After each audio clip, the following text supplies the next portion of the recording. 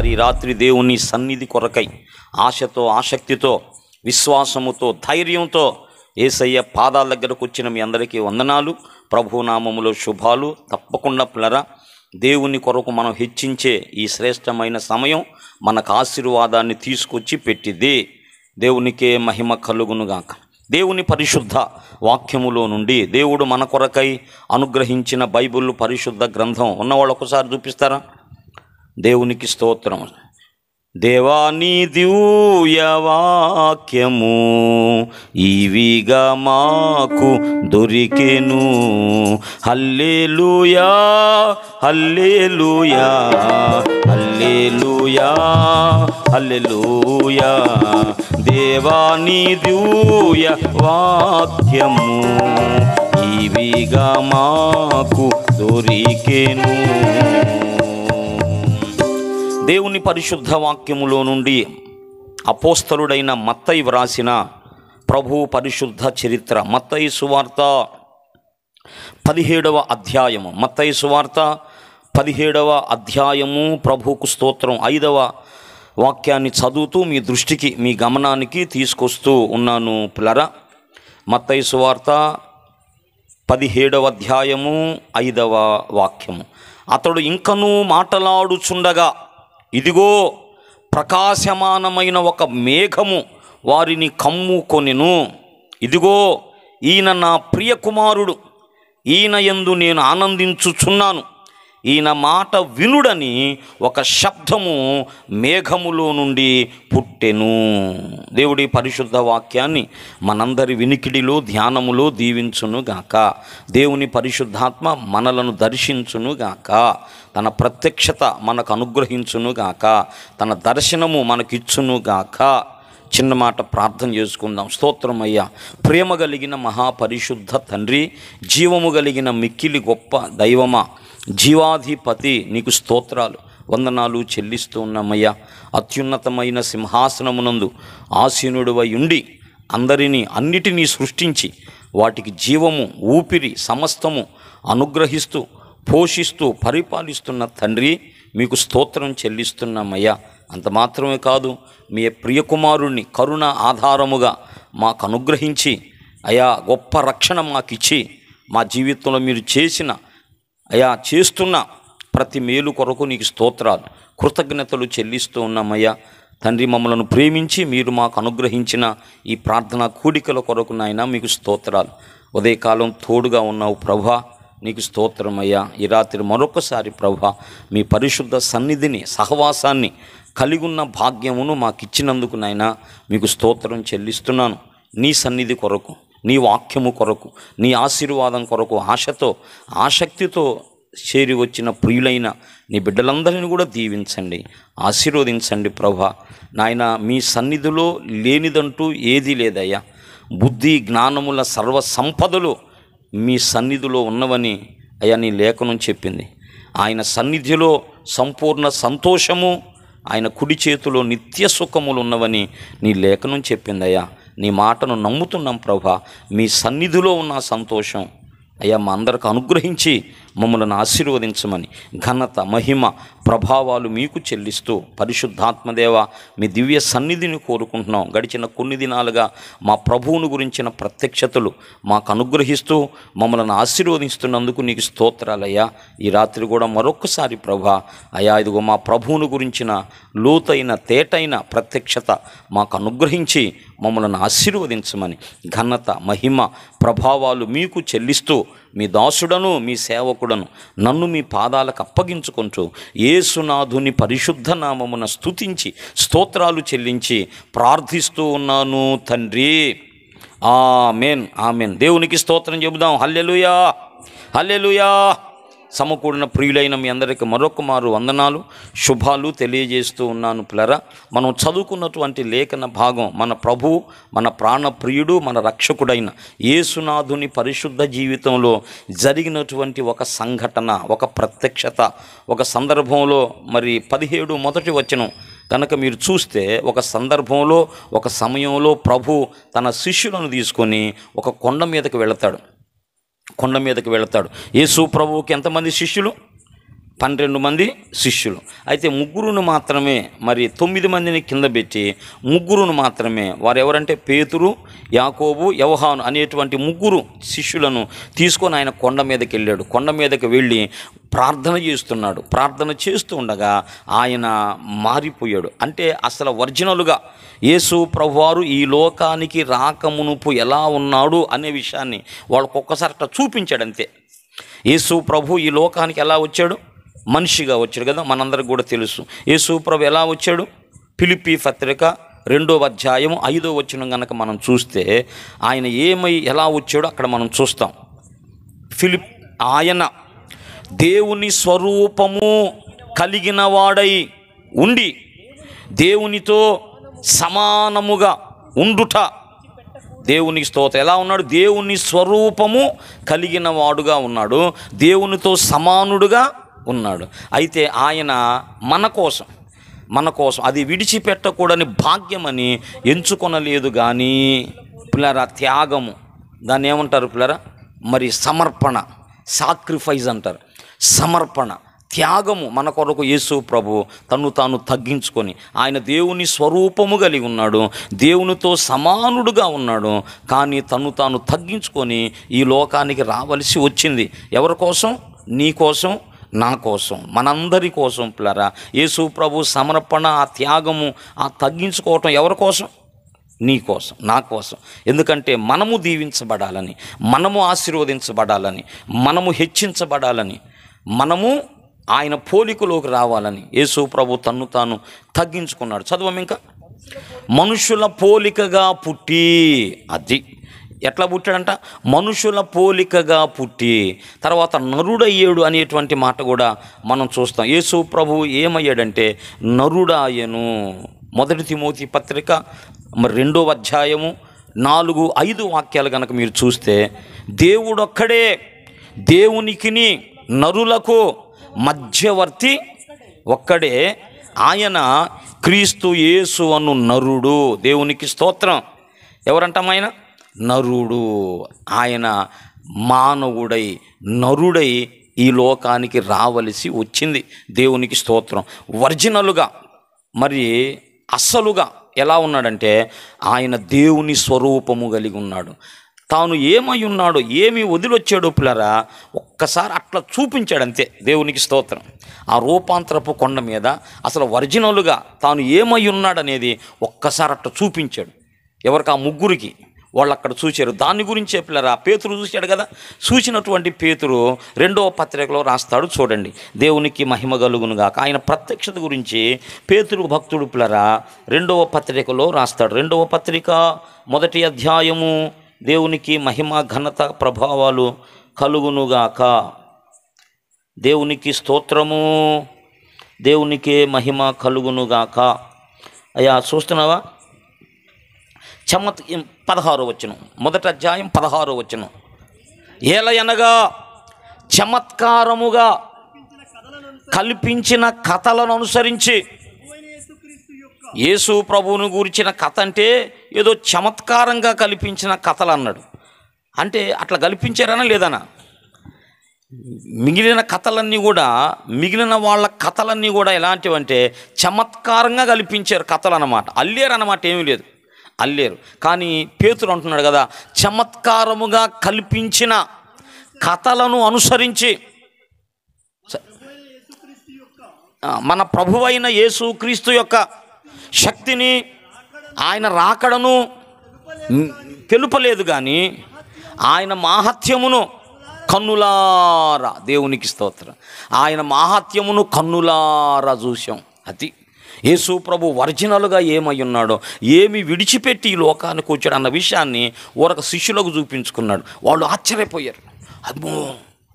అమ్మో ఆశ్చర్యపోయారు అనమాట. అంటే తను ఏమై ఉన్నాడో చూపించాడు. ఆ సందర్భంలో పేతురు అంటాడు కదా, ఏమన్నాలో అర్థం కాల.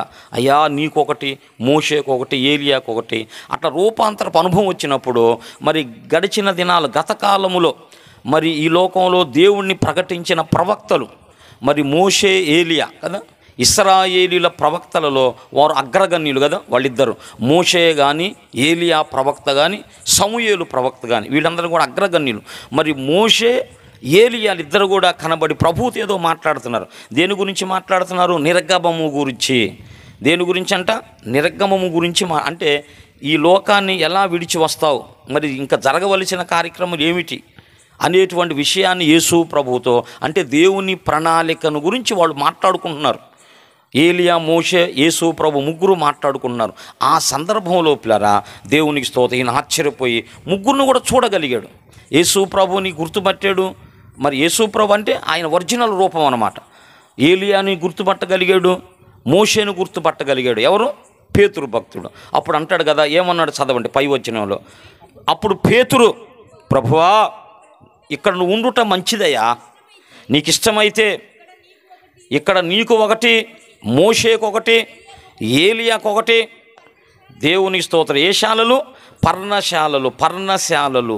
ఇశ్రాయేలీలకు పిల్లరా దేవుడు నియమించినటువంటి 7 పండుగలు ఉన్నాయమ్మా. వాళ్ళు సంవత్సరంలో ఆ పండుగలు జరపాలి. మనం ఎన్ని పండుగలు చేస్తాం? మనకు ప్రాముఖ్యంగా 3 ఉంటాయి కదా, 3 పండుగలు. ఒకటి క్రిస్మస్ చేస్తాం, ఈస్టర్ చేస్తాం, న్యూ ఇయర్ కూడా మనం చేస్తాం. న్యూ ఇయర్ అనేది 2 సందర్భాలను బట్టి చేస్తాం. క్రొత్త సంవత్సరం అని కాకుండా పిల్లరా యేసు ప్రభుని ప్రతిష్ఠించుటకు ఆయనను దేవాలయానికి తీసుకొస్తారనమాట. ఆ సందర్భం కూడా ఉంది. న్యూ ఇయర్ అంటే దేవునికి మహిమ కలుగు. కాబట్టి మనం కొన్ని చేసుకుంటాం. అసలు ప్రభువుని నమ్మినటువంటి మనకు ప్రతిరోజు ఒక పండగే. దేవునికి స్తోత్రం. అలా దైవ సేవకులు యేసన్న గారు ఏమన్నాడు? నీతో నా జీవితం సంతోషమే, నీతో నా అనుబంధం మాధుర్యమే. నీతో నా జీవితం సంతోషమేనయ్యా, నిత్య సంతోషము. నిత్య సంతోషానికి ఆయన కారకుడు. దేవుడు మనకిచ్చేటువంటి సంతోషం అనేది అది నిత్య సంతోషం. దేవుడు ఏది ఇచ్చినా కూడా నిత్యమైందే. నిత్య సుఖములు అంటాడు. చెప్పండి ఇంకా. నిత్య సంతోషము, నిత్య జీవము, నిత్య రాజ్యము. నిత్య జీవము, నిత్య రాజ్యములో నిత్య మహిమ అనే మాట ఉంది. నిత్య మహిమ, నిత్య రక్షణ ఉన్నమాట. నిత్య రక్షణకు ఆయన కారకుడు ఆయన. కాబట్టి ప్రభువు నమ్ముకున్నప్పుడు మనకిచ్చేదంతా కూడా తాత్కాలికమైంది కాదు. దాని మీద మనం దృష్టి ఉంచాలి. ఆయన ఇచ్చేది ఎప్పుడు కూడా తాత్కాలికమైంది కాదు, అది శాశ్వతమైంది. దేవుడు మనకిచ్చినటువంటి రక్షణ నిత్యమైంది. దేవుడు మనకిచ్చే సంతోషము నిత్యమైంది. దేవుడు మనకిచ్చే సుఖము నిత్య సుఖము అన్నాడు. నిత్య సుఖము. దేవుడు మనకు ఆశ్రయం ఉంటానన్నాడు. ఆయన నిత్య ఆశ్రయుడు అనే మాట ఉంది. దేవుడు ఎవరంట? నిత్య ఆశ్రయుడు. నిత్య ఆశ్రయుడు. నిత్యము మనకు ఆశ్రయముగా ఆయన ఉంటాడు. నిత్యము ఆయనను ఆశ్రయముగా మనం చేసుకొని బ్రతుకగలం. హల్లెలూయా. నిత్య ఆశ్రయము, నిత్య జీవము, నిత్య రాజ్యము, నిత్య మహిమ. దేవుడు ఎక్కడికి పిలిచాడు మనల్ని? మొదటి పేతురు పత్రిక 5వ అధ్యాయం. దేవునికి స్తోత్రం. అన్నీ గుర్తుండిపోవాలి మీకు. అదుగో ఏ మహిమ అంటాయా? తన నిత్య మహిమకు క్రీస్తునందు మిమ్మును పిలిచిన 5:10 దొరికిందమ్మా. మొదటి పేతురు పత్రిక 5:10. తన నిత్య మహిమకు క్రీస్తునందు మిమ్మును పిలిచిన సర్వ కృపానిధియగు దేవునికి స్తోత్రం. ఎవరైనా? సర్వకృపానిధి. సర్వకృపానిధివి, సంపదలగనివి, సర్వకృపానిధివి, సంపదలగనివి, సకలము చేయగలని వైపేనా కన్నులెత్తి చూచి. పొట్టబాగండి అమ్మ. సకలము చేయగలని వైపేనా కన్నులెత్తి చూచెనా. కలవరపడినే కొండల వైపు నా కన్నులెత్తుదునా. కొండల వైపు నా కన్నులెత్తి పాతి కొదువతో నేను కుమిలెదనా, కొదువతో నేను కుమిలెదనా. హల్లెలూయా. సర్వకృపానిధి ఎవరంటామాయన? తన నిత్య మహిమకు, ఏలయనగా తన నిత్య మహిమకు మనను పిలుచు సర్వకృపానిధియగు దేవుడు కొంతకాలము శ్రమపరిచిన తరువాత తానే మిమ్ములను పూర్ణులుగా చేసి స్థిరపరిచి ఇదంతా ప్రణాళికలో భాగం పిల్లరా. క్రీస్తునందు ఉన్నప్పుడు మనం కదలకూడదు. ప్రభువుని నమ్ముకున్నాను, ప్రభువుని నా హృదయంలో చేర్చుకున్నాను గనక ఆ దేవుడు అన్నీ చూసుకుంటాడు. జరిగేదంతటి కూడా ఆయన వైపే చూడాలి. నాకేం జరుగుతుందో తెలియదు ప్రభా, నేనైతే నిన్ను నమ్మేనయ్యా, నీ చరణములే నమ్మేను తండ్రి. దిక్కిక నీవే, దిక్కిక నీవే, చక్కగా రావే, దిక్కిక నీవే, చక్కగా రావే, మిక్కిలి మ్రోక్కుదు మ్రోక్కుదు మ్రోక్కుదు నీ శరణములే, నమ్మితి నమ్మితి నీ పాదములే పాతితి, నీ పాదములే పాతితి. మాకు తెలియదు, మేము నిన్ను నమ్ముకున్నాం, ఏం జరుగుతుందో తెలియదు. అంతే, ఏం జరుగుతుందంటే అంత మేలే జరుగుతుంది. ఆయనే శ్రమపరిచి, కొంచెము కాలము శ్రమపరిచి తరువాత స్థిరపరిచి ఆయనే బలపరుస్తాడంట. దేవునికి స్తోత్రం. కనుక మనం దేని కొరకు భయపడొద్దు, దేని కొరకు బాధపడొద్దు. దేవునికి స్తోత్రం. నువ్వు ప్రభువుని నమ్మావా లేదా, రక్షణ పొందావా లేదా, ఆయనతో ఒక సంబంధం సహవాసం అనేది ఉందా లేదా? ఉందా? ప్రార్థన చేసుకుంటున్నారా? ప్రభు వాక్యాన్ని చదువుకుంటున్నారా? ప్రభు వాక్యాన్ని వింటున్నారా? ప్రభు వాక్యమే ప్రాణంగా భావిస్తున్నారా? నా ప్రతి అడుగు ఈ వాక్య పరిధిలో ఉండాలని కోరుకున్నారా? నా ప్రభు ఇచ్చిన వాక్యానికి వేరుగా నా జీవితం ఉండొద్దు అనుకుంటున్నారా?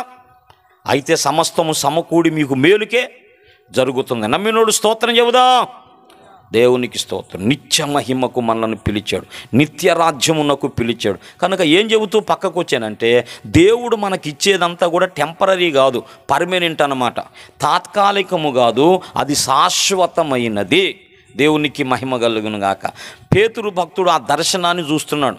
యేసు ప్రభు అంటే ఆ మాట చెప్పాడు కదా, అదే ఇక్కడ దృఢపరుస్తున్నాడు అన్నమాట. మేము చమత్కారంగా కల్పించిన కథలను ఆధారం చేసుకొని చెప్పట్లేదు. ఆయన మాహాత్మ్యమును మేము కన్నులారా చూసాం. అంటే ఒరిజినలుగా యేసు ప్రభు శరీరధారి అయి నరుడై ఈ లోకానికి రాకమునుపు ఏమై ఉన్నాడన్న విషయాన్ని పిల్లరా అక్కడ వాళ్ళకు కనుబరిచాడు, అక్కడ వాళ్ళకు చూపించుకున్నాడు. ఒకసారి ప్రభువా నేనేమై ఉన్నానో. తర్వాత కూడా ప్రార్థన చేశాడు. యోహాను 17లో, తండ్రి లోకం పుట్టక మునుపు నాకే మహిమ ఉందో అయ్యా, వీళ్ళందరూ కూడా నన్ను నమ్మిన వాళ్ళందరూ కూడా నువ్వెక్కడున్నావో నేను అక్కడ ఉండాలి. ఎవరైతే నన్ను నమ్మిన వారు ఉన్నారో వారు కూడా అక్కడే నాతో పాటు ఉండాలి. నాతో పాటు ఉండాలి, నా మహిమను వాళ్ళు చూడాలి, నా మహిమను వాళ్ళు చూడాలి, నా మహిమను వాళ్ళు పొందాలని యోహాను 17లో ప్రార్థన చేస్తాడు. కాబట్టి దేవుడు మనకిచ్చేదంతా కూడా నిత్యమైనది.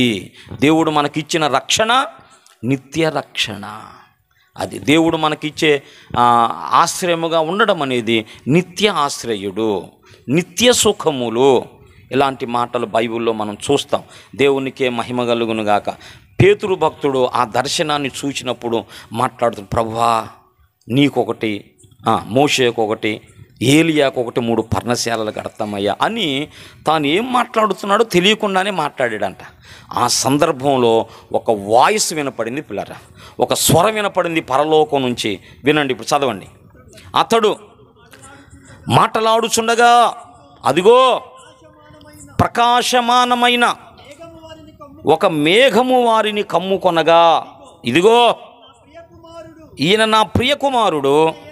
దేవునికి స్తోత్రం. ఒక తలంపు ఉంది పిల్లరా, అది చెప్పి నేను ముందుకు పోతా. దేవుని వాయిస్, దేవుని స్వరము వాళ్ళు వినక మునుపు ఏం ఆవరించిందంట?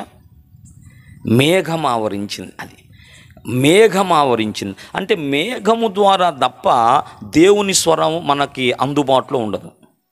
దేవుని స్వరాన్ని నిజంగా వినాలి అంటే పరిశుద్ధాత్మ సహాయంతోనే మనం వినగలుగుతాం. పరిశుద్ధాత్మ లేకుండా మనము ఆ ప్రత్యక్షతలు, ఆ దర్శనాలు మనకు అర్థం కావు. పరిశుద్ధాత్మ దేవుడే ఆ దర్శనాన్ని మనకిస్తాడు, ప్రత్యక్షతలు మనకిస్తాడు. వీళ్ళకి వాయిస్ ఎలా నిందంటే, దేవుడు మాట్లాడక మునుపు పరిశుద్ధాత్మ వాళ్ళ మేఘము గమ్ముకుందంట. మేఘముగం అప్పుడు దేవుడు మాట్లాడుతున్నాడు. అంటే మేఘమునకు వేరుగా దేవుని వాయిస్ మనకు ఉండదో, దేవుని స్వరం మనం వినలేం. పరిశుద్ధాత్మ కావాలి, ఆయన కోరుకోవాలి, వేడుకోవాలి. పరిశుద్ధాత్మ ఆధీనులమై, స్వాధీనులమై, వశులమై మనం బ్రతకాల. దేవునికి స్తోత్రం. అది పరిశుద్ధాత్మ ఆధీనులమై, స్వాధీనులమై, ఆత్మవశులు అంటాడు కదా. ఆత్మవశుడు యోహాను భక్తుడు ఏమయ్యాడు? ప్రభువు దినమందు ఆత్మవశుడనై ఉండగా అన్నాడు. అలా పిల్లలు మనం ఆత్మవశులమై ఉండాలి. ఆ చదువం ఇప్పుడు. కమ్ముకొని ఉండగా, ఇదిగో ఈయన నా ప్రియ కుమారుడు, ఈయన యందు నేను ఆనందించుచున్నాను, ఈయన మాట వినుడని శబ్దము. దేవునికి స్తోత్రం. ఈయన నా ప్రియ కుమారుడు, ఈయన మాట వినండి అని ఒక శబ్దము పిల్లరా మేఘములోంచి వచ్చింది. కాబట్టి ఎవరిదా వాయిస్ అంటే తండ్రిది. తండ్రి పరలోకం నుంచి మాట్లాడుతున్నాడు భూమి మీద ఉన్నటువంటి యేసు ప్రభువును ఉద్దేశించి. ఈయన నా ప్రియ కుమారుడు, ఈయన నా ప్రియ కుమారుడు, ఈయన మాట వినండి, ఈయన మాట వినండి. ఈయన నా ప్రియ కుమారుడు, ఈయన మాట వినండి. ఏమిటి తండ్రి కుమారుల యొక్క ఆ సంబంధం, ఆ విధానం ఏమిటి? ఈ కుమారుడిని మనం ఎలా అర్థం చేసుకుంటాం? కుమారుడు అనగా ఏమిటి పిల్లరా? కుమారుడు అంటే ఏమిటి? కొన్ని తలంపులు మళ్ళీ ఈ రాత్రికాలం మీకు అందించాలని నేను ఆశ కలిగి ఉన్నాను పిల్లరా. ప్రభువు చిత్తం అయితే మనం వింటూనే ఉందాం. పరిశుద్ధాత్మ దేవుడు మన ప్రభువు గురించి మనకిచ్చే ప్రత్యక్షతలన్నీ కూడా మనం పొందుకుందాం. ఆయనను గురించి వినటం కంటే ఆశీర్వాదం ఇంకేమైనా ఉందా? ఇంకా ఏది కూడా లేదు. ప్రభువుని గురించి మనం నేర్చుకోవటం, వినటంలోనే పిల్లరా మనకు జీవం ఉంది, నిత్య జీవం ఉంది, ఆశీర్వాదం ఉంది. అన్నీ కూడా ప్రభువుల్లోనే ఉన్నాయి. దేవునికి స్తోత్రం. ఏమిటి కుమారుడు అని మనం ఆలోచిస్తే, కుమారుడు ఏమిటి?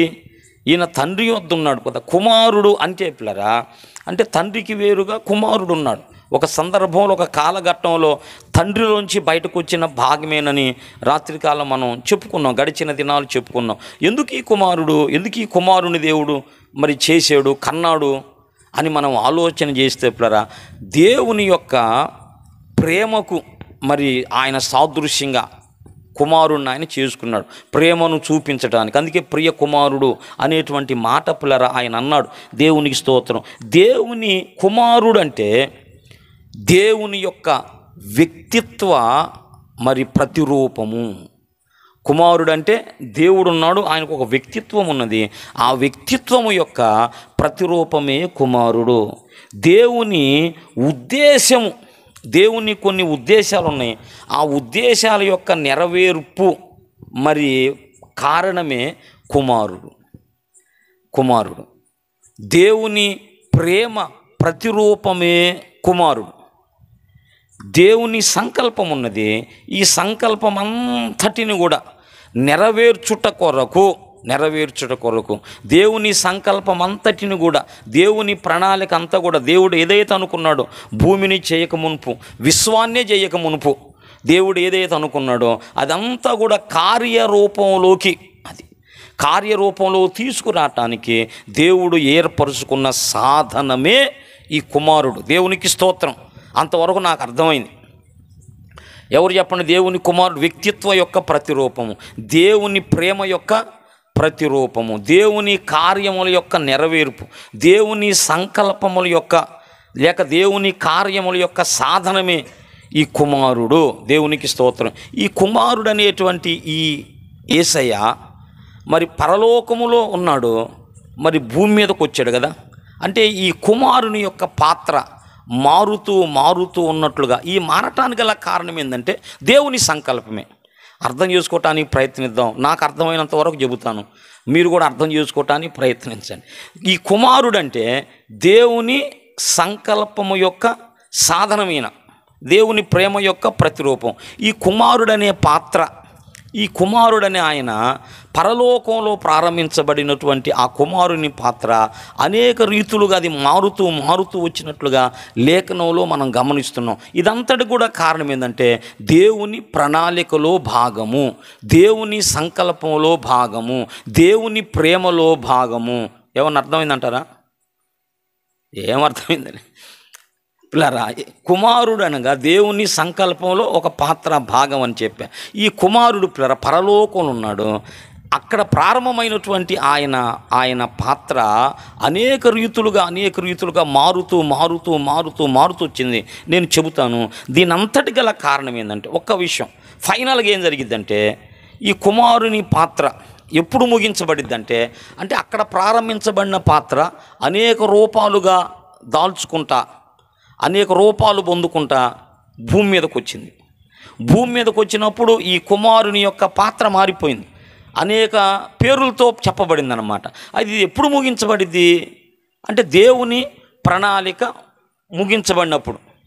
దేవుడు ఏదైతే చేయాలనుకున్నాడో అదంతా కూడా చేసినాక ఏమి జరిగిద్దంటే 1 కొరింథీ పత్రిక 15వ అధ్యాయం అంటే కుమారుని యొక్క పాత్ర, కుమారుని యొక్క అక్కడ ప్రారంభించబడిన పాత్ర కుమారుడు అది ఎక్కడ ముగించబడిద్దంటే 1 కొరింథీ పత్రిక 15వ అధ్యాయంలో పిల్లరా మీరు చూడండి. అటు తరువాత సమస్తమైన అధికారమును ఆధిపత్యమును సమస్తమైన అధికారమును కొట్టివేసి తన తండ్రి అయిన దేవునికి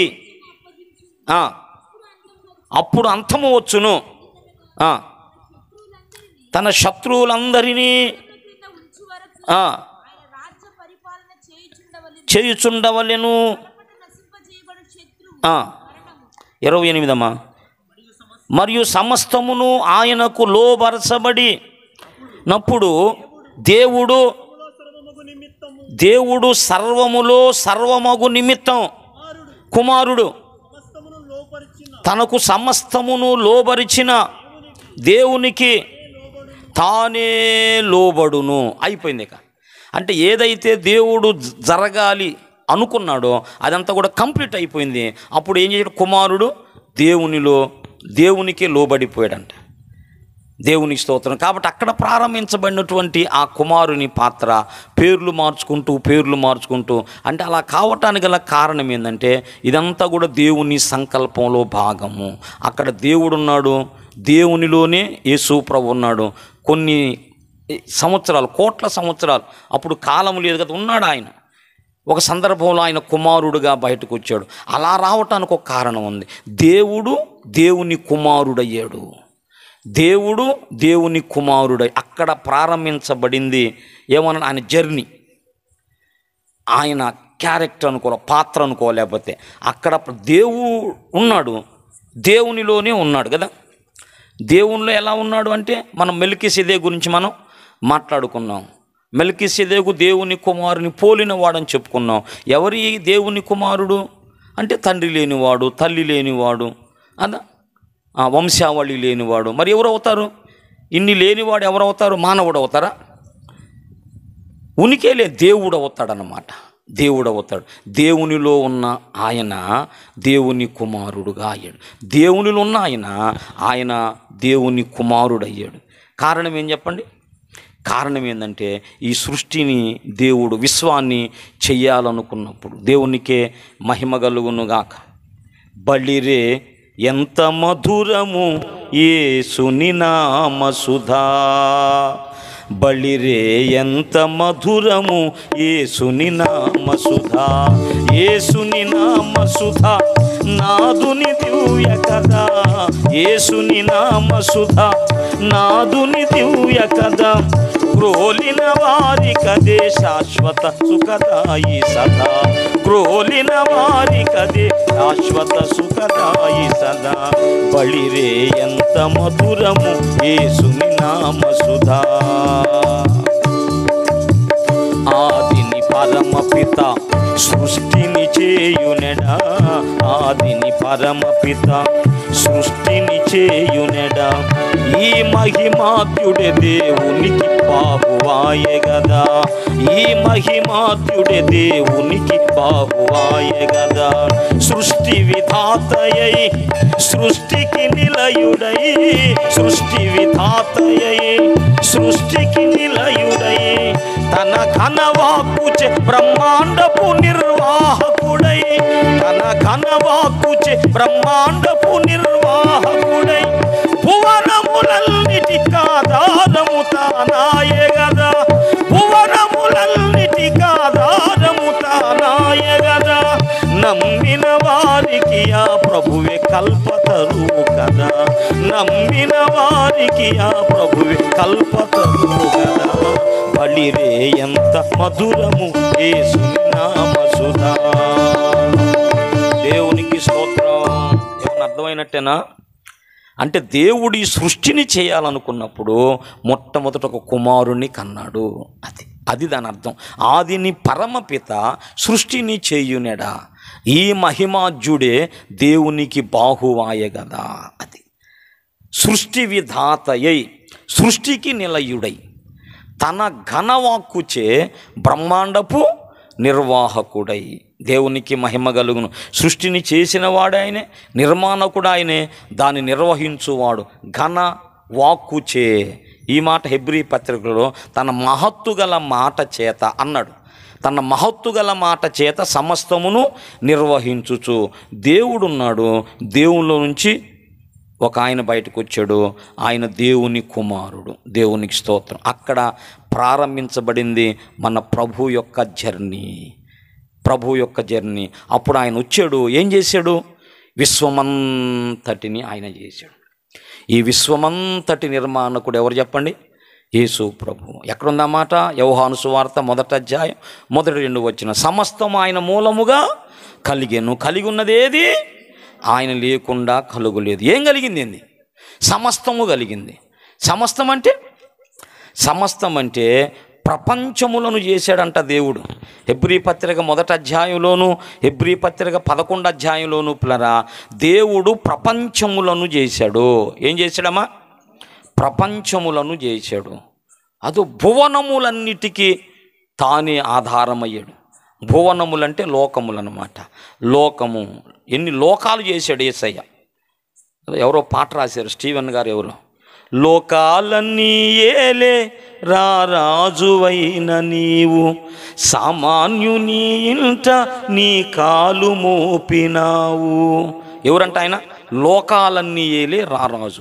లోకాలు చేసింది ఆయనే, లోకాలు ఏలుతున్నది ఆయనే. ఇంతకు లోకం అంటే ఏందో, లోకం అంటే ఏందో, ఇది భూలోకం అన్నారు కదా. భూలోకం మనకు బైబుల్ చెప్పిన దాని ప్రకారం 3 లోకాలు ఉన్నాయి. ఫిలిప్పీ పత్రికలో పరలోకము, భూలోకము, పాతాళ లోకమనే 3 లోకాలు ఉన్నాయి. అంతవరకు మనం చెప్పుకుందాం. ఈ ఎన్ని లోకాలు ఉన్నాయో అయితే బైబుల్ చెప్పింది కదా. ప్రపంచములు అన్నాడు కదా, అంటే బహువచనం, ఒకటి కంటే ఎక్కువ అన్నమాట. 100 కోట్ల, లక్షల, కోట్ల మనకు తెలియదు. ప్రపంచములు అన్నాడు.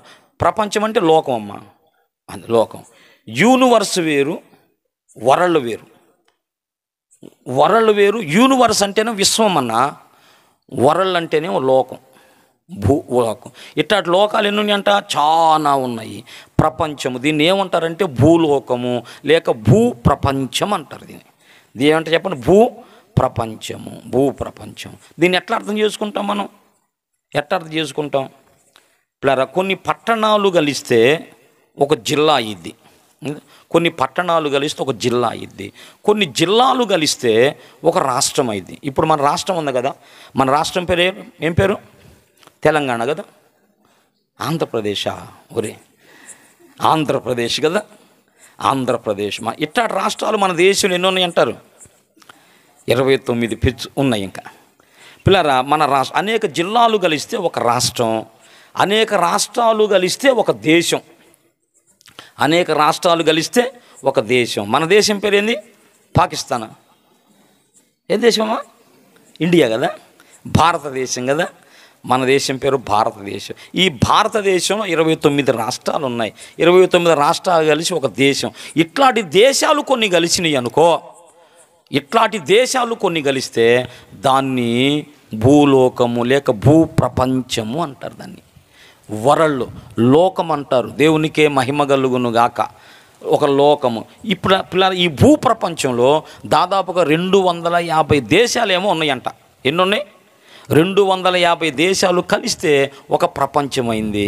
బైబిల్ చెప్పింది కదా, ఇట్లాంటి ప్రపంచాలు దేవునికి స్తోత్రం. ఇట్లాంటి ప్రపంచాలు ఎన్ని ఉన్నాయంట? ఎన్నో దేవుడు చేశాడు. హల్లెలూయా! ఎన్నో దేవుడు చేశాడంట. ప్రపంచములను నిర్మించాను. అది పిల్లరా, కుమారుడు వచ్చి ఏం చేశాడు? ప్రపంచములను నిర్మించాడు. సమస్తం అంటే అంత పెద్ద అర్థం ఉందన్నమాట. సమస్తమును ఆయన మూలముగా కలిగెను, కలిగి ఉన్నది ఏది ఆయన లేకుండా కలగలేదు. కాబట్టి పిల్లరా, అక్కడ ప్రయాణమైన జర్నీ, తండ్రిలో ఉన్న కుమారుడు మరి బయటకు వచ్చాడు. బయటకు వచ్చి కుమారుడుగా తండ్రి సంకల్పం, ఇదంతా కూడా తండ్రి సంకల్పంలో భాగంగా ప్రపంచాలను, విశ్వమంతటిని కూడా ఆయన చేశాడు. విశ్వ నిర్మాణకుడు, విశ్వ నిర్వాహకుడు, విశ్వ విమోచకుడు. దేవునికి స్తోత్రం. యేసు ప్రభు ఎవరు చెప్పండి?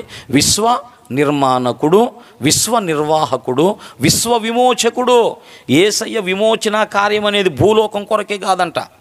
పిల్లరా, మీరు కొలసే పత్రిక చూస్తే అక్కడ చెబుతాడు కదా, అంతటి కోసం కూడా అందరినీ సమాధానపరుచుకోవాలని, భూలోకమందున్నవైనను పరలోకమందున్నవైనను అన్నిటిని కూడా తన ప్రాణ త్యాగం ద్వారా దేవుడు సమాధానపరుచుకోవాలి. దేవునితో అది విమోచన కార్యం అంటే మన కోసం మాత్రమే కాదు, అందరి కోసం కూడా. అక్కడ వాళ్ళకున్న సమస్య వాళ్ళకుంది, పైలోకాల్లో ఉన్న వాళ్ళకున్న సమస్య ఒకటి ఉంది. అందరికీ పిల్లరా యేసు ప్రభు రక్తమే పరిష్కారమైంది. దేవునికి స్తోత్రం. అంతవరకు అర్థమైతే చాలు. అక్కడ పిల్లరా కుమారుని ఆ ప్రయాణం ప్రారంభించబడింది. ఆ దేవుని కుమారుడు పిల్లరా ఆయన మనుష్య కుమారుడు కావాల్సి వచ్చింది. అర్థమైంది? దేవుని కుమారుడే ఆయన. ఎవరు చెప్పండి? దేవుని కుమారుడు. ఆ దేవుని ప్రణాళిక నెరవేర్చే విషయములో అర్థమైంది. ఆ ప్రయాణములో దేవుని కుమారుడు మనుష్య కుమారుడు అయ్యాడు. మనుష్య కుమారుడు కావాల్సి వచ్చింది. యేసు ప్రభు ఏమయ్యాడు? మనుష్య కుమారుడు అయ్యాడు. ఈ మాట ఎక్కడుంది? ఒకసారి మీరు గమనిస్తే యోహాను 8:28 చూడండి. యోహాను 8:28 చూస్తే అక్కడ మనుష్య కుమారుడు అంటాడు. కావున యేసు మనుష్య కుమారుని పైకెత్తినప్పుడు, దేవునికి స్తోత్రం, మనుష్య కుమారుడు యేసు ప్రభు ఎవరు చెప్పండి? అంటే మనిషి అయ్యాడు. ఎందుకు అలా జరిగిందంటే ఈ లోకాన్ని దేవుడు చేశాడు కదా. అమ్మ వింటున్నారా? ఒకసారి స్తోత్రం చెబుదాం, అర్థం చేసుకోవటానికి ప్రయత్నిద్దాం. ఈ కుమారుడనే మాటను ఈ రాత్రి మరీ కొంత మనం అర్థం చేసుకోవటానికి పరిశుద్ధాత్మ సహాయంతో అర్థం చేసుకోవటానికి ప్రయత్నిస్తున్నాం. ఆయన దేవుడై ఉన్నాడు. దేవునిలోంచి బయటకు వచ్చి దేవుని కుమారుడు అయ్యాడు. ఆయన ఎందుకయ్యాడంటే విశ్వమంతటిని చేయటానికి. అప్పుడున్నటువంటి ఆ దేవుని ప్రణాళిక వేరప్పుడు. ఇదంతా కూడా దేవునికి తెలుసు, తండ్రి అయిన దేవునికి తెలుసు. అక్కడ ప్రారంభమైనటువంటి ఆయన సంకల్పం ఎప్పుడు ముగిసిద్దో ఆయనకు తెలుసు. దేవుని సంకల్పము నెరవేర్చే విషయములో, దేవుని కార్యక్రమాలు జరిగించే విషయంలో మొట్టమొదట దేవుని కుమారుడయ్యాడు. రెండవది మనుష్య కుమారుడయ్యాడు. ఈ మనుష్య కుమారుడు ఎందుకయ్యాడు అంటే మానవ లోకాన్ని చేసిన తరువాత పిల్లరా ఉన్నతమైన ఆలోచనతో దేవుడు చేసుకున్నాడు. ఇక అది చెప్పడానికి ఇప్పుడు లేను, కానీ చేసుకున్నప్పుడు మానవులు ఏమయ్యారు? దారి తొలగిపోయారు. దేవుని ప్రణాళికలోంచి పక్కకు తొలగిపోయారు. కనుక తొలగిపోయినటువంటి మానవులను మళ్ళా తన దారిలోకి, తన సంకల్పంలోకి, తన సన్నిధిలోకి తీసుకురావటం కోసం దేవుడు పరలోకంలోనే ఒక ప్రామిస్ చేశాడు. జగత్తుత్పత్తికి ముందుగానే వధింపబడిన గొర్రె పిల్ల అని లోకం చేయకమునిపి అక్కడ నియమించబడ్డాడంట. కాబట్టి ఆయన దేవుని కుమారుడు, రెండవది మనుష్య కుమారుడు అయ్యాడు. మనుష్య కుమారుడు కావాల్సి వచ్చింది. ఈ మనుష్య కుమారుడు అయ్యే సందర్భంలో ఎక్కడికి మరి రావాలి? పెద్ద విమోచనకారి రక్షణ ప్రణాళిక అంటారు దాన్ని. ఈ రక్షణ ప్రణాళిక జరిగించే విషయంలో మనుష్య కుమారుడు కావాల్సి వచ్చింది. ఆయన మనుష్య కుమారుడు కావాల్సి వచ్చింది. అంటే మనుషులను రక్షించడం అనేది ఎవరి వల్ల కూడా కాదు. రక్షణ ఏ నామమున లేదన్నాడు పేతురు భక్తుడు. ఏమన్నాడు? ఈ నామమున తప్ప మరి ఏ నామమున మనం రక్షణ పొందలేమన్నాడు. ఎందుకన్నాడంటే రక్షణ ఇవ్వాలి అంటే పరిశుద్ధమైన రక్తాన్ని చిందించాలి. అది పాప క్షమాపణ జరగాలంటే, పాపి పరిశుద్ధుడు అవ్వాలంటే ఒక పరిశుద్ధుడు ప్రాణత్యాగం ద్వారా మాత్రమే అవ్వాలి. దేవుడు నిర్ణయించాడు ఈ పద్ధతిని. కాబట్టి రక్షణ ప్రణాళిక అనేది రక్షణ ప్రణాళిక కొరకు పిల్లరా ఆయన మనుష్య కుమారుడుగా పుట్టాలంటే ఎవరిలో పుట్టాలి? ఎవరిలో పడితే వాళ్ళలో పుట్టడానికి వీల్లేదు. ఆయన ఈ లోకానికి రావటానికి కూడా ఒక ప్రత్యేకమైన ప్రణాళిక దేవుడు కలిగి ఉన్నాడు. దేవుడు అందుకే నరజాతులను ప్రత్యేకపరిచినప్పుడు అబ్రహాముని పిల్లరా, ఈ నోవాహుని, వాళ్ళ తాతని, పైన ఉన్నారు కదా వాళ్ళు, ప్రత్యేకపరుచుకున్నాడు. అందులో అబ్రహామును ప్రత్యేకపరుచుకున్నాడు. ఆ వంశాన్ని దేవుడు ప్రత్యేకపరుచుకున్నాడు. కనుక పిల్లరా ఈ మనుష్య కుమారుడు అవ్వాలంటే అంతకంటే ముందుగా పిల్లరా ఎవరిలో పుట్టాలంటే అబ్రహాము వంశంలో పుట్టాలి. కనుక ఆయనకు మరొక కుమారుడనే పేరు కలిగింది. అదేం పేరంటే మత్తయి సువార్త 1వ అధ్యాయం 1వ వచనం చూడండి. మత్తయి సువార్త 1వ అధ్యాయం 1వ వచనం సారంతవరకు అర్థమైంది. ఏ కుమారుడంట? అబ్రహాము కుమారుడు. యేసుప్రభు అబ్రహాము కుమారుడమ్మా? అబ్రహాము కుమారుడా? దేవుని కుమారుడు. అసలు దేవుడు ఆయన దేవుని ప్రణాళిక నెరవేర్చే విషయంలో ఆయన మొదటగా దేవుని కుమారుడు అయ్యాడు. దేవుడు ఆయన. రెండవది మనుష్య కుమారుడు కావాలి. ఈ మనుష్య కుమారుడుగా లోకానికి రావాలంటే, మనిషిగా రావాలి అంటే అబ్రహాము వంశంలోంచి రావాలి. దేవుడు ముందు నిర్ణయించాడు కదా. అబ్రహామును పిలిచినప్పుడు దేవుడు ఏమన్నాడు చూడండి. 12వ అధ్యాయం 1వ వచనంలో అబ్రహామును పిలిచినప్పుడు 12వ 1వ వచనం, అబ్రహామును 12వ 1 యెహోవా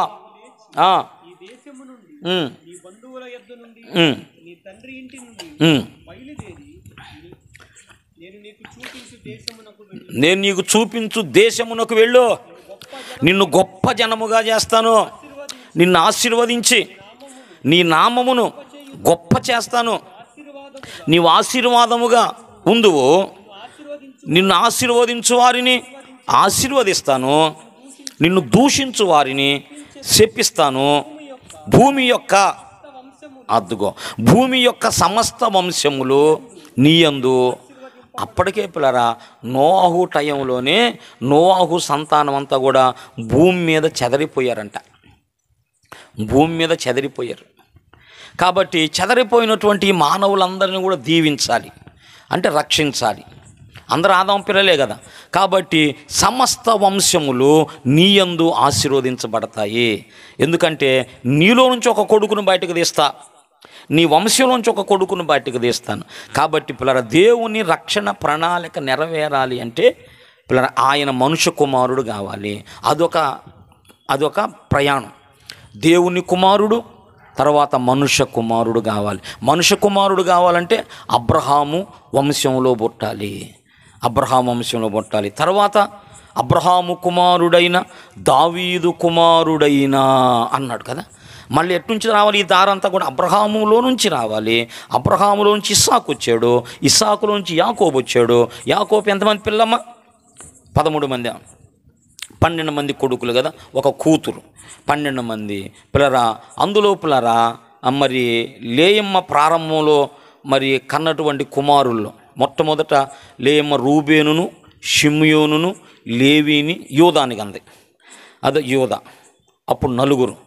తర్వాత ఇషాకరు, జబూలును కంది. అప్పుడు 6. ఒక కూతురును కంది.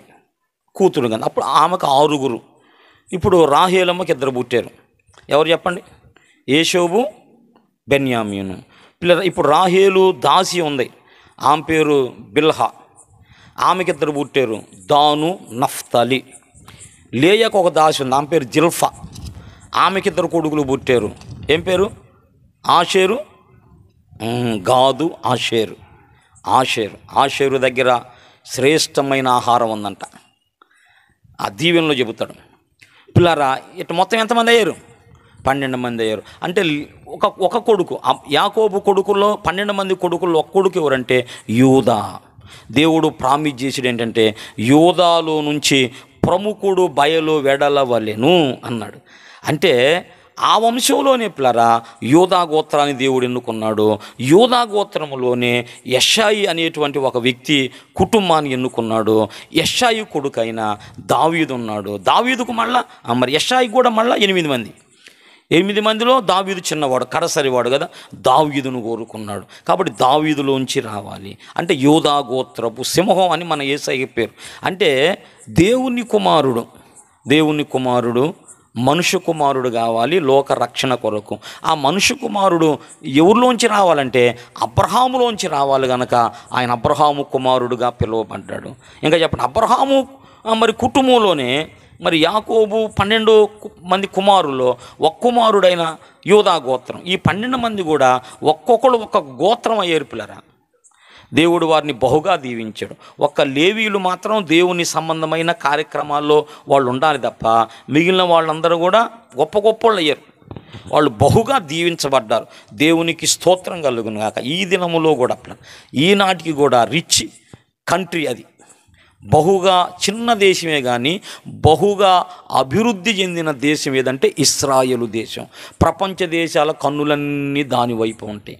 వాళ్ళ జ్ఞానము, టెక్నాలజీ అన్నీ కూడా పిల్లరా. నోబెల్ ప్రైజులు ఇస్తారు జ్ఞానవంతులకు. ఆ నోబెల్ ప్రైజు రావాలంటే సామాన్యులకు రాదు అది. అలాంటి నోబెల్ ప్రైజులు పొందుకున్న వాళ్ళు ఎక్కువ మంది ఎవరంటే వాళ్ళే పిల్లరా. మనం చూసే ప్రతి వస్తువుల్లో 5-6 వస్తువులు వాళ్ళే కనిపెట్టినవి ఉంటాయి. అంత జ్ఞానవంతులు, అంత శక్తివంతులు. దేవునికి స్తోత్రం. వాళ్ళ జోలికి పోవటం అంత తేలికని విషయం కాదు. అదో దేంతో పెట్టుకున్నట్టు కాదు, అట్లా ఉండిద్ది అనమాట. వాళ్ళ జోలికి పోతే భయంకరంగా ఉండిద్ది అనమాట. అంతటి శక్తి కలిగిన ఇప్పుడు న్యూస్ ఏంటంటే వాళ్ళు బంధించుకున్నటువంటి హమాసు బంధించారు, ఇస్రాయేల్ వదిలిపెట్టారు. ఇది వదిలిపెట్టి వాళ్ళతో సమాధాన పడుతున్నారు. వాళ్ళు ఒకటే మాట అంటున్నారు, మా వాళ్ళని వదిలిపెట్టేంత వరకు మేము ఒప్పుకోం. ఎంత దూరమైనా పోతాం. ఒక్క మనిషి కోసం అందరి ప్రాణాలు పోగొట్టుకుంటాం మేము. అది వాళ్ళ స్టాండ్ అన్నమాట.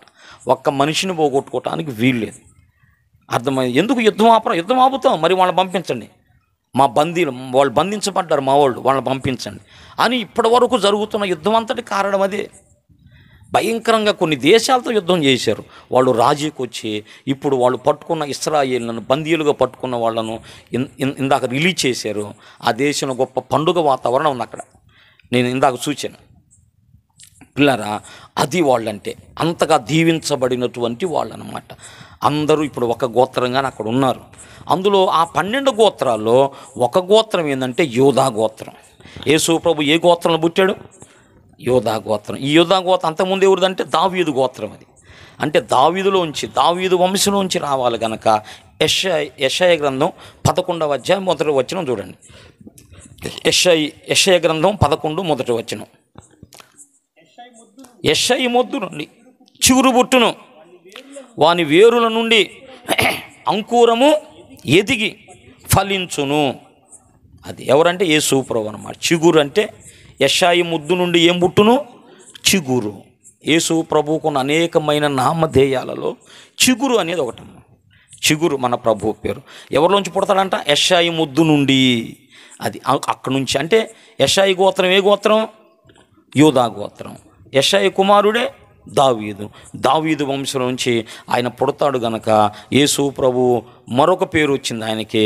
ఆయన ఏం పేరు అంటే దావీదు కుమారుడు. దేవునికి స్తోత్రం. నీవు తప్ప నాకి లోకంలో ఎవరున్నారయ్యా, నీవు తప్ప నాకు చోటే లేదయ్యా, నీవు తప్ప నాకి లోకంలో ఎవరున్నారయ్యా, నీకు తప్ప ఎవరికి చోటే లేదయ్యా.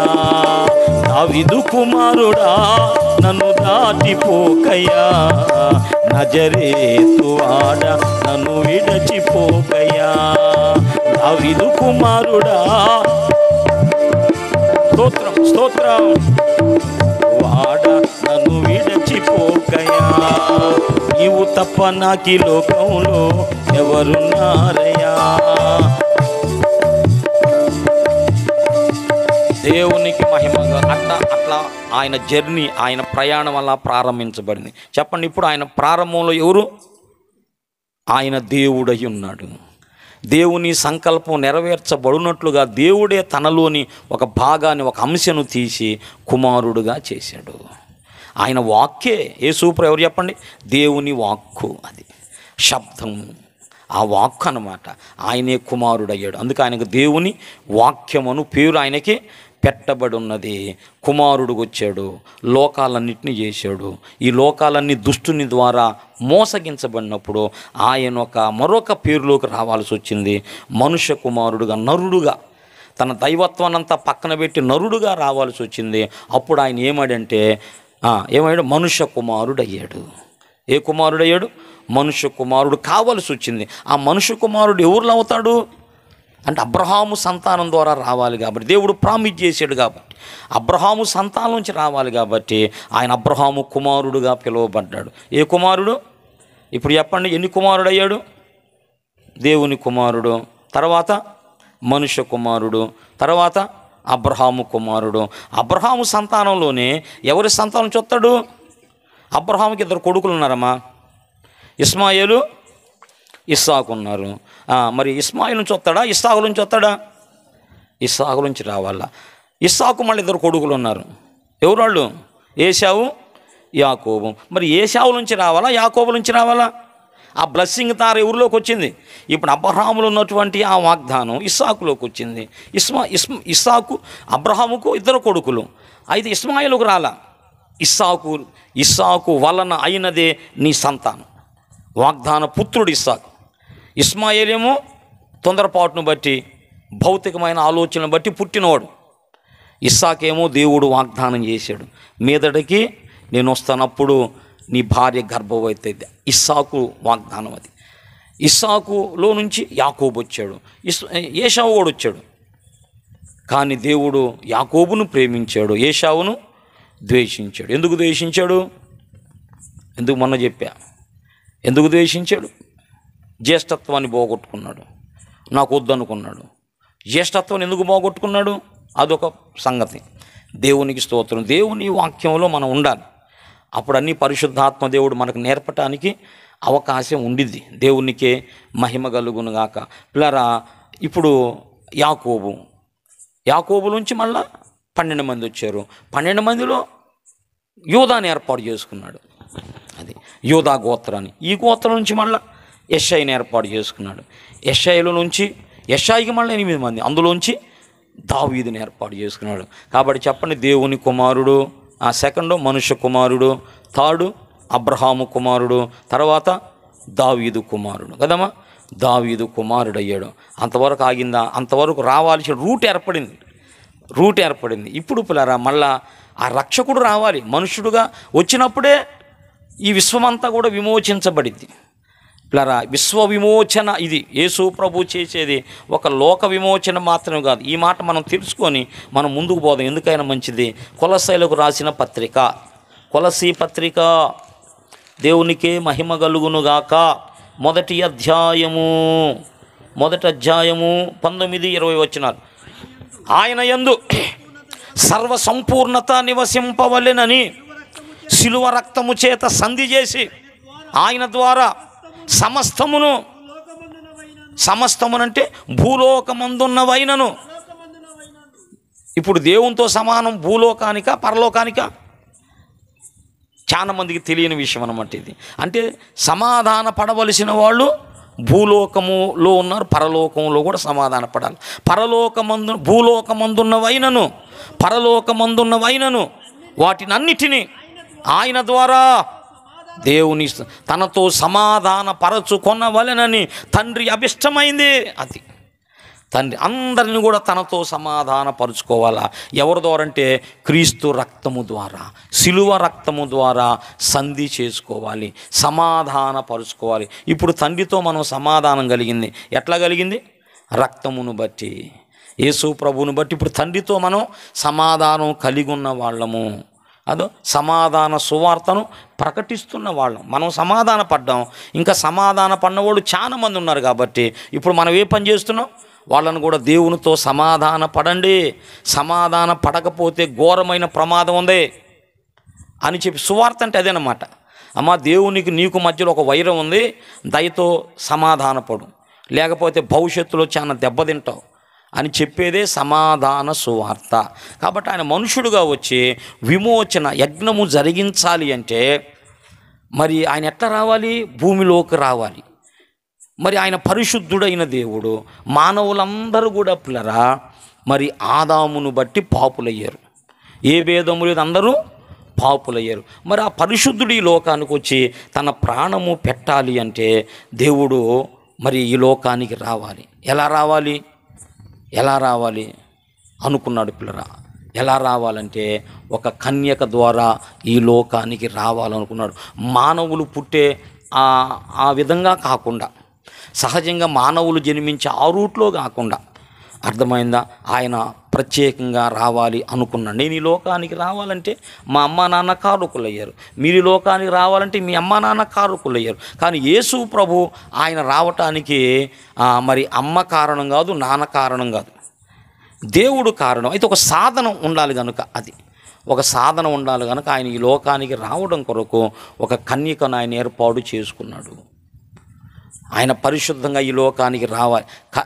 పురుష ప్రమేయం లేకుండా, తండ్రి ప్రస్తావన లేకుండా ఆయన పరిశుద్ధుడుగా ఈ లోకానికి రావాలంటే పిల్లరా ఒక కన్యను ఆయన ఏర్పాటు చేసుకున్నాడు. కనుక ఆయన ఏమన్నారంటే కన్యకుమారుడు, మరియ కుమారుడు అన్నారమ్మా. యెషయా గ్రంథం 7వ అధ్యాయంలో కన్యక కుమారుని కనును, ఆయనకు ఇమ్మానుయేలను పేరు పెట్టును. కనుక పిల్లరా ఇప్పుడు ఏమయ్యాడు? ఆయన మరియ కుమారుడయ్యాడు.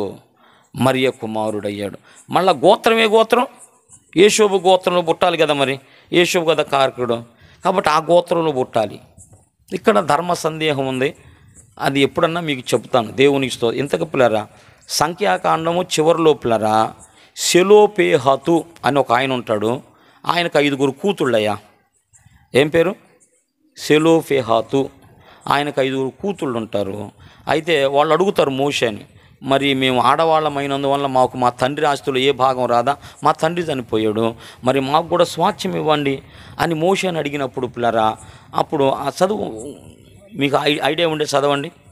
సంఖ్యాకాండము చివరిలో ఉండింది అన్నమాట పిల్లరా. అప్పుడు వాళ్ళు మోషే దృష్టికి వెళ్ళినప్పుడు మోషే దేవుని దగ్గర ప్రార్థన చేస్తాడు.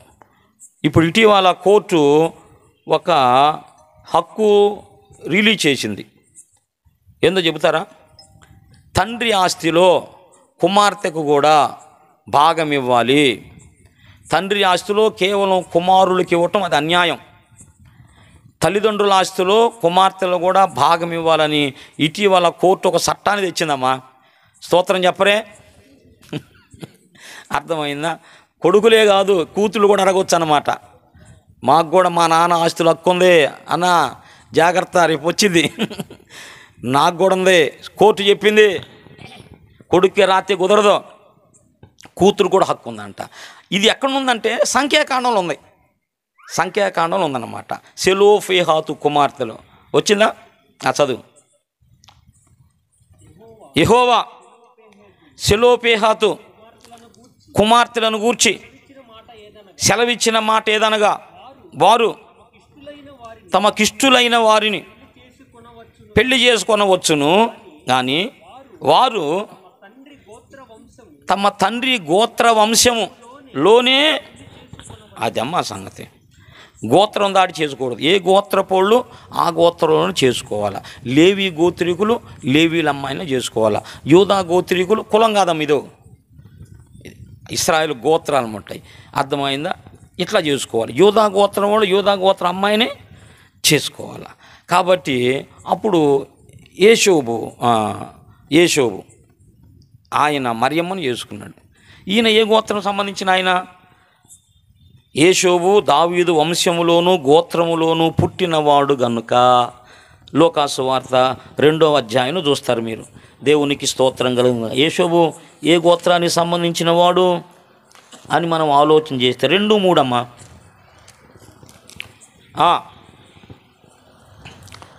అందరూ ఆ సంఖ్యలో వ్రాయబడుటకు తమ తమ పట్టణమునకు వెళ్ళిరి. యేషోబు అది దావీదు వంశములోను గోత్రములోను పుట్టినవాడు గనుక అది సంగతి. ఆమెను పెళ్లి చేసుకున్నాడు, యోధా వంశస్థుడు కదా, మరియమ్మను కూడా పెళ్లి చేసుకున్నాడు. కాబట్టి మరియమ్మ ఏ గోత్రం అయి ఉండిద్ది? యోధా గోత్రం. తప్పిపోకూడదు కదా. మరి ఇక్కడ కొంచెం సమస్య ఉంది, ఎప్పుడన్నా మీకు చెబుతా. అందుకే పౌలు భక్తుడు అంటాడు కదా, మితము లేని వంశావళులు, వాటిని పట్టించుకోవద్దాను. అదే వంశావళుల గురించి ఎక్కువగా స్టడీ అక్కడ కొంచెం తేడా పడిందంట. అంటే వాటిని పట్టి విశ్వాసానికి విరోధమైనవి, వాటిని పట్టించుకోదు. మొదటి తిమోతి పత్రిక, తిమోతిని అక్కడ ఉంచుతా చెబుతాడు, ఉపదేశసారమేదనగా అని సత్యమునకు భిన్నమైన బోధ చేయవద్దనియు కల్పనా కథలను, అదుగో మితము లేని వంశావళులను, ఆ వంశావళుల దగ్గర కొంచెం తేడా వచ్చింది. జాగ్రత్త అయితే ఏముండదు, అంత కరెక్ట్గా ఉండిద్ది, కొంచెం అర్థం కానట్టుగా ఉండిద్ది కనుక దాని రక్షణ కార్యం ముఖ్యం, రక్షణ ప్రణాళిక ముఖ్యం, రక్షణ ముఖ్యం. అవి అర్థం కాకపోయినా పర్లేదు అంటాడు పౌలు అన్న 2 వచనాలు అక్కడ అన్నాడు, మరొక చోట కూడా అంటాడనమాట. దేవునికి స్తోత్రం. కనుక ఆయన యోధా వంశంలో పుట్టాలి, యోధా గోత్రంలో పుట్టాలి. యోధా గోత్రికుడు యేషోబు గనక పిల్లరా, ఆయనకు మరొక పేరు పెట్టబడింది. యోహాను సువార్త 6:41 ఒకసారి చూడండి. యోహాను సువార్త 6:41 కాబట్టి పరలోకము నుండి దిగి వచ్చిన ఆహారమని ఆయన చెప్పినందున ఆయనను గూర్చి సణుగు కొనుచు యేషోబు కుమారుడైన యేసుగాడా అన్నాడు. ఆయన పిలువబడ్డాడు అంది. పిల్లరా, ఇవన్నీ కూడా దేవుడు తీసుకున్న నామధేయాలు. అది అసలు వాస్తవంగా అక్కడి నుంచే వద్దాం, మనం అక్కడి నుంచే వద్దాం. ఆయన దేవుడా, దేవుని కుమారుడా? కిందకు వద్దాం. అబ్రహాము పుట్టక మునిపే ఉన్నానన్నాడు ఒక సందర్భంలో. అర్థమైందా? ఆయన అబ్రహాము కుమారుడా, ఆయన దావీదు కుమారుడా? ఇట్లా మనం ఆలోచిస్తే ఆయన ఎవరి కుమారుడు కాదు కదా. అట్లా కావలసి వచ్చింది, దేవునికి స్తోత్రం. మీకు అర్థమైందా? అట్లా కావాల్సి వచ్చింది. ఎందుకు కావాల్సి వచ్చింది? దేవుని ప్రణాళిక. అది దేవుడు ఒక ప్రణాళిక కలిగి ఉన్నాడు. ఆ ప్రణాళిక నెరవేర్చుట కొరకు, దేవుని సంకల్పాన్ని నెరవేర్చుట కొరకు ఒక సందర్భంలో దేవుని కుమారుడయ్యాడు, ఒక సందర్భంలో అబ్రహాము కుమారుడయ్యాడు, ఒక సందర్భంలో దావీదు కుమారుడుగా పిలువబడ్డాడు, ఇంకా మరియ కుమారుడుగా, కన్య కుమారుడుగా పిలువబడ్డాడు, యేషోబు కుమారుడుగా పిలువబడ్డాడు. దేవుని స్తోత్రం. అసలు తండ్రి అన్నాడు కదా, నా కుమారుడు అన్నాడు.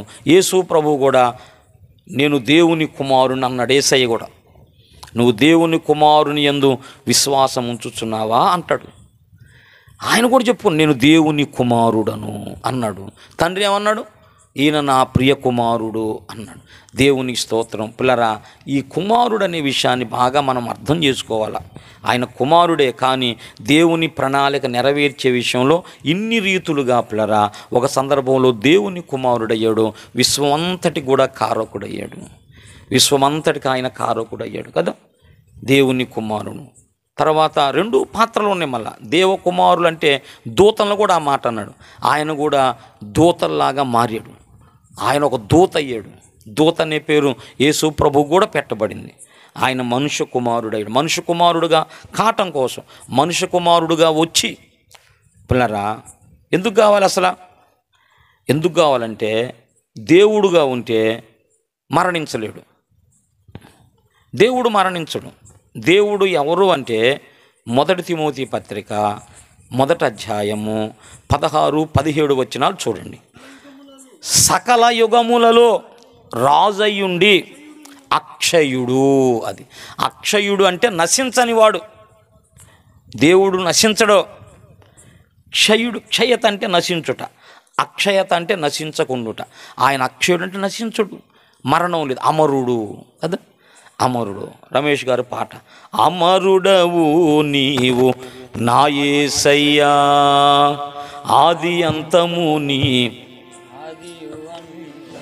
నీవేనయ్యా, అమరుడవు నీవు నా యేసయ్యా, ఆది అంతము,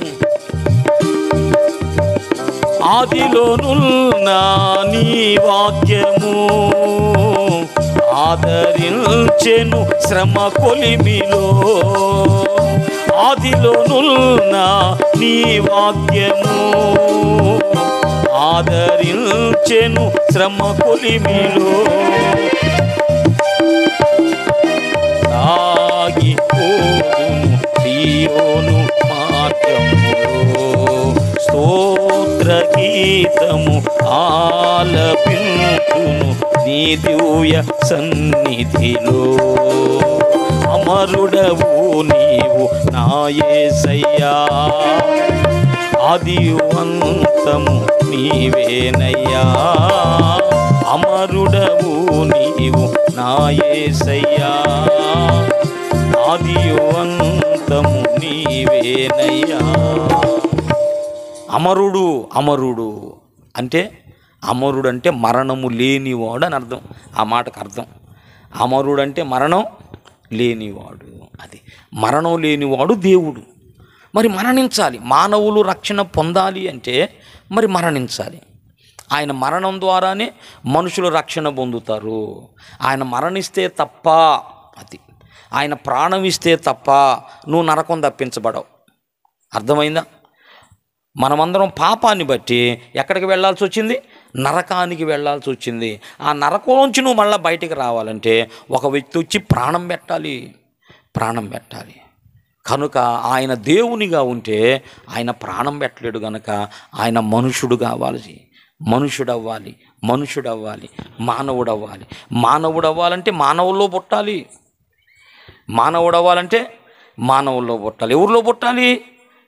ఎవరిలో పుట్టాలి? ఒక ప్రత్యేకంగా ఏర్పరుచుకున్నాడు అబ్రహాము వంశాన్ని. అబ్రహాములో పుట్టాడు, కనుక అబ్రహాము కుమారుడు అనబడ్డాడు. తర్వాత దావీదు గోత్రంలో పుట్టాడు, దావీదు కుమారుడు అనబడ్డాడు. ఇట్లాగనమాట మరియమ్మకు పుట్టాడు, ఆయన కన్య కుమారుడు, మరియ కుమారుడు అని పిలువబడ్డాడు. యేషోబు గోత్రంలో పుట్టాడు కనుక యేషోబు కుమారుడు అని పిలువబడ్డాడు. అంటే దేవుని రక్షణ ప్రణాళిక జరిగించే విషయంలో, దేవుని సంకల్పాన్ని జరిగించే విషయంలో ఒకసారి స్తోత్రం చెబుదాం, హల్లెలూయా. ఇలా కావాల్సి వచ్చింది. అసలు ఈ కుమారుడు పాత్ర లేకమునుపు ఆయన ఏమై ఉన్నాడు? దేవుడై ఉన్నాడు. అది దేవుడై ఉన్నాడు. ఆది అంతము లేనివాడుగా ఉన్నాడు. మరణము జననము లేనివాడుగా, వంశావళి లేనివాడుగా ఉన్నాడు. అట్లా ఉన్న దేవుడు పిల్లరా, అట్లా ఒక్కొక్క మెట్టు దిగుతూ ఇన్ని విధాలుగా కుమారుడుగా పిలువబడ్డాడు. నేను అంటాను కదా చివరిలో, అసలు ఇదంతా కూడా ఈ కుమారుని పేరులోకి రావటం అంతటి వెనుక ఉన్న కారణం ఏమిటి అంటే నువ్వు నేనే. దేవునికి స్తోత్రం. ఇన్ని విధాలుగా దేవుడు మరి రూపాంతరం చెందుతూ కదా, దీన్ని ఎలా అర్థం కాల, ఇలా ప్రయాణిస్తూ ఒక సందర్భంలో దేవుని కుమారుడై, ఒక సందర్భంలో అబ్రహాము కుమారుడై, దావీదు కుమారుడై, కన్య కుమారుడై, యేషోబు కుమారుడు, ఇన్ని మనుష్య కుమారుడు కావటానికి కారణం ఎవరు? ఆయన కుమారుడు కావటానికి గల కారణం ఏంటంటే నువ్వు నేనే. ఆయన తండ్రి అయినటువంటి దేవుని మనోప్రపంచంలో మనమందరం ఉన్నాము గనక ఇదంతా జరగాలి అంటే దేవుడు చూచాడంట. దేవుడు ఎవరు చెప్పండి? లేఖనం చూపించడానికి సమయం లేదు పిల్లలు. దేవుడు ఎవరు అంటే పేతురు రాసిన మొదటి పత్రిక 1వ అధ్యాయం చూడండి. అపోస్తుల కార్యాలు కూడా చూపిస్తాను. దేవుడు ఎవరు అనేటువంటి విషయాన్ని చదువు ఒకసారి.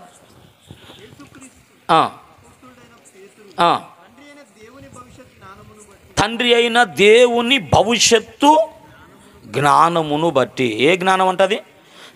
భవిష్యత్తును గురించిన జ్ఞానం, భవిష్యత్తు జ్ఞానం. అపోస్తల కార్యాల గ్రంథం 2వ అధ్యాయము 23వ వచనం చూడండి.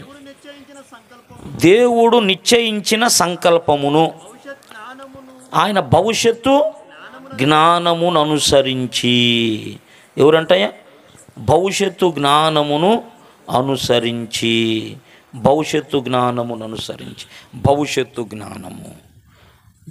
జ్ఞానము. తర్వాత ఇంకో మాట, ప్రకటన గ్రంథము 1వ అధ్యాయం 8వ వచనం. అల్ఫయు ఒమేగయు నేనే, వర్తమాన భూత భవిష్యత్ కాలంలో త్రికాలాలలో ఉన్న దేవుడు ఆయన.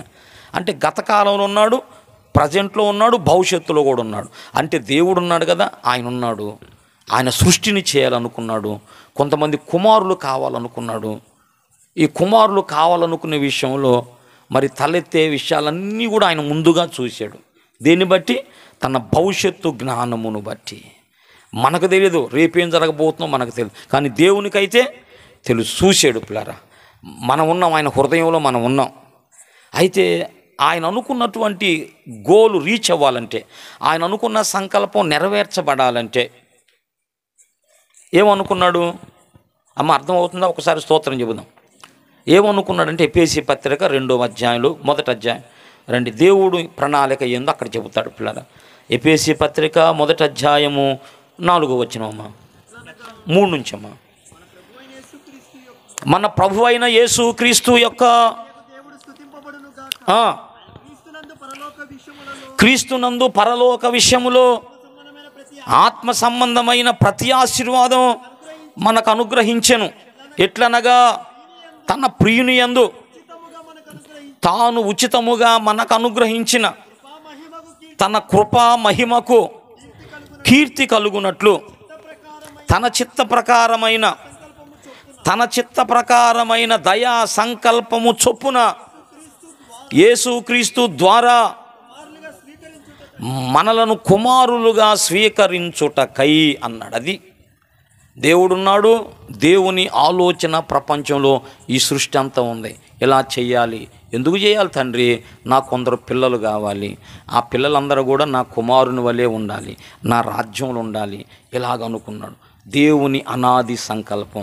అక్కడున్న వాళ్ళని నేనేం చెబుతున్నానంటే, ఇలాగంతా కూడా దేవుని కుమారుని జీవితంలో జరిగిందంతా కూడా, ఈ పేర్లన్నీ కూడా దేనికోసం అంటే నీ కోసం. ఆయన దేవుని కుమారుడు ఎందుకు అయ్యాడంటే నీ కోసం.